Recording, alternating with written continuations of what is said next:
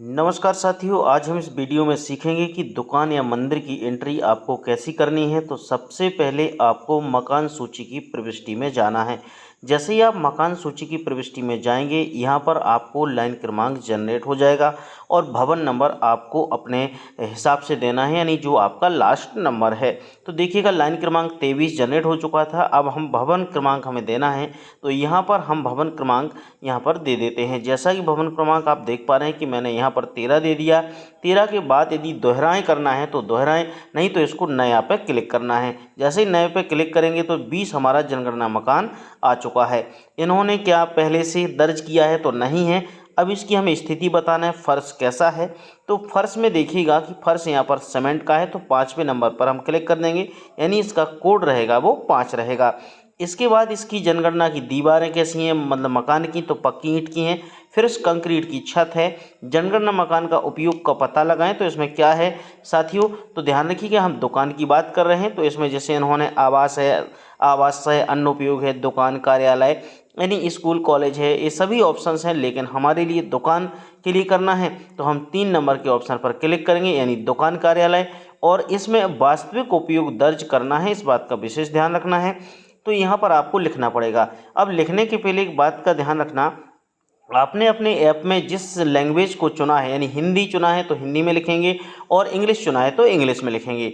यहाँ पर आप हिंदी में लिखेंगे, जैसे किराना दुकान है उनकी, तो यहाँ पर आप किराना दुकान लिख दीजिएगा। जैसे ही आप किराना दुकान लिखेंगे, किराना दुकान लिखने के बाद अब आपको नीचे अगले बटन पर क्लिक करना है। लेकिन यहाँ पर 2 ऑप्शन आते हैं, जैसे लॉक और संस्थागत तो है नहीं, तो अगले बटन पर क्लिक करें, यानी नेक्स्ट का जो ऑप्शन आता है तो अगला कर दीजिएगा। अब यहाँ पर जैसे ही अगला किया तो आपके यहाँ पर सारे जो आगे के प्रश्न रहेंगे वो क्लोज हो जाएंगे, और आपको सिर्फ और सिर्फ इसको पुष्टि करना है, यानी आपको इस पर सबमिट के बटन पर क्लिक करना है। तो इसी प्रकार से आपको दुकान की एंट्री करना है।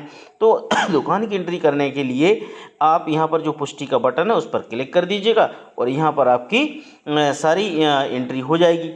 इसके बाद बात करेंगे अब हम मंदिर के लिए। देखिएगा, यहाँ पर दुकान की एंट्री कंप्लीट हो चुकी है, और लाइन क्रमांक पहले 23 जनरेट था, अब यहाँ पर 24 जनरेट हो चुका है। अब हमें भवन नंबर डालना है।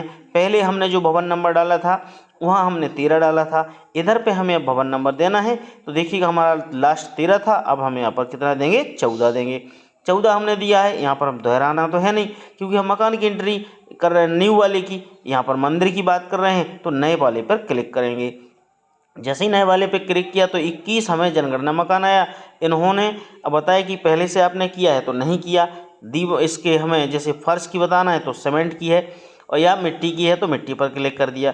फिर इसके बाद देखेंगे कि मकान की दीवारें कैसी, यानी मंदिर की दीवारें पक्की ईंट की हैं। इसमें छत कैसी है, उसकी एस्बेस्टस चादरें हैं। तो इस प्रकार से डालना है। अब हमें ये देखना है कि फिर 7 ऑप्शन फिर खुल के आ गया 7वें नंबर पे।